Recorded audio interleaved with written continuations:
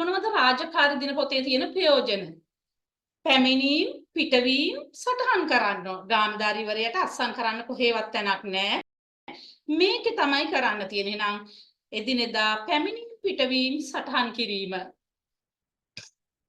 ඊට පස්සේ එදිනෙදා ඉටු කරන රාජකාරී මගහැරීමකින් තොරව සටහන් කරගන්න පුළුවන්. එදිනෙදා ඉටු කරන රාජකාරී තියෙන මේවා සාමාන්‍යයෙන් ගාම්ධාරීවරේ ඒ කරන රාජකාරිය එවෙලම දිනපොතේ සටහන් කරන්න ඕන. එහෙනම් අපිට දිනපොතක් දීලා තියෙන්නේ මෙන්න මේව සටහන් කරන්න නේද? එදිනෙදා කරන රාජකාරී මගහැරීමකින් තොරව සටහන් කිරීම. ඊට පස්සේ එදිනෙදා කරන්න යොදාගත්ත රාජකාරී මගහැරීමකින් තොරව ඉටු කිරීම. මේක කොහොමද බලාගන්නේ? ඇයි ඉදිරි වැඩසටහන් ලියනවනේ මාසෙකට පෙර. එහෙනම් අපි පොත මේ පිටුව පෙරනකොට දන්නවා අද මොනවද කරන්න තියෙන්නේ. අද කොහෙද රැස්වීමක් තියෙන්නේ. අද කොහෙද ප්‍රොජෙක්ට් එකකට යන්න තියෙන්නේ. එහෙනම් මේ ඉදිරි වැඩ ලියන එකෙන් තමයි එදිනෙදා රාජකාරී මගහැරීමකින් තොරව ඉටු කිරීමට. ඊළඟට ගෙවීම් ක්‍රියාවලියේදී ගෙවනවනේ. දැන් ඔයාලා කනතුරට ගියාම තව ටික දවසකින් ඔයාලට ගමන් වියදම් ඒ වගේ දේවල් ගෙවීම් කරනවා. මෙන්න මේ ගෙවීම් ක්‍රියාවලියේදී තොරතුරු සටහන් කරගන්න රාජකාරී දිනපොතේ. දින 11කට වැඩිය ශේෂ්ත්‍රය ඇවිදලා තියෙනවද? එතකොට අර ගමන් වියදම් දීමනාව ගන්න මේකෙන් තමයි සනාථ කරන්නේ. ගෙවීම් ක්‍රියාවලියේදී තොරතුරු සනාථ කර ගැනීමට. ඊළඟට කාර්ය සාධන කටයුතු ඇගීමට. දැන් ඔයාලගේ තනතුරට ගියාට පස්සේ වාර්ෂික ඔයාලගේ වැඩ හැසිරීම් පැමිණීම් මේවා මනිනවා. වැඩ පැමිණීම් හැසිරීම් මේවා මනිනවා. කාර්ය සාධනේ හොයනවා. කාර්ය වැඩ කොහොමද හොඳින් කරනවද නැද්ද? මෙන්න මේවා ඇගීමට රාජකාරී දිනපොත භාවිතා කරන්න පුළුවන්. ඊට පස්සේ විවිධ විමර්ශන කටයුතු වලට ඉදිරිපත් කිරීමට.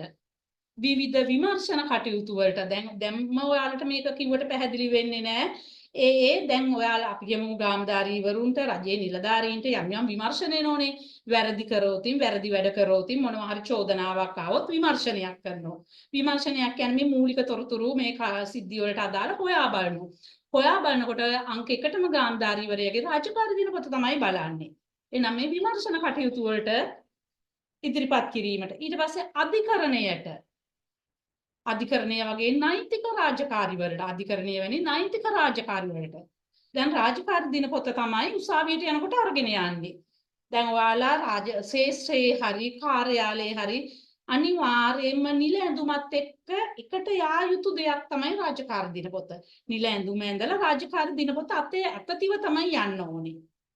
මේක තමයි ග්‍රාමධාරීවරයෙකුගේ අංක 1 භූමිකාව රාජකාරී දිනපොත පරිහරණය නඩත්තු කිරීම හරියට. ඊට පස්සේ තොරතුරු ලබා ගන්නා මූලාශ්‍රයක් විදියට මේක වැදගත් වෙනවා. ඇයි අර මුල් පිටු ටිකේ තියෙනවා රාජකාරී උපදේශ ටික. ඊට එහාට තව යනකොට ඔයාලා දෛනික සටහන්, ඉදිරි වැඩ සටහන්, පැමිණිලි විශේෂ සිදුවීම් පිළිබඳ සාරාංශ යම්කිසි කාලයක් ගියාම මේවයි තොරතුරු ගන්න වෙනවා. අවශ්‍යතාවනුව ගන්න වෙනවා. එහෙනම් තොරතුරු සපයන මූලාශ්‍රයක් විදියට භාවිතා කිරීම. ඊට පස්සේ විනයානුකූල කටයුතු වලට ඉදිරිපත් කිරීම යම් යම් විනය පරීක්ෂණ වලට ගන්නවා මේ පොත. ඊට පස්සේ රාජකාරීමය දැනුවත්භාවය ලබා ගැනීම. රාජකාරීමය දැනුවත්භාවය ලබා ගැනීම. ඔන්න ඔය දිනපොතෙන් තියෙන ප්‍රයෝජන ටික. ඊට පස්සේ දිනපොතක් ගාම්ධාරීවරයෙකුට ලැබුණම ඒ වර්ෂය තුල ඔහු ස්ථාන මාරු වෙලා යනවනම් වෙන තැනකට ඒ දිනපොතත් ඔහුට අරන් යන්න පුළුවන්. නමුත් පැරණි දිනපොත් නැවත ආපස්සට කාර්යාලයට දෙන්න ඕන. ඊට පස්සේ නිලධාරියෙක්ගේ වැඩ තහනම් කරෝතින් දිනපොත කාර්යාලය ඇතුළට ගන්නවා. ඇතැම් වෙලාවට නිලධාරීන් කාර්යාලය තුළට අනුයුක්ත කරනවනේ රාජකාරී හොඳ නැති වුනහම ඒ වෙලාවෙදි දිනපොත කාර්යාලයට ගන්නවා. හරි. දැන් තමයි වැදගත් ටික.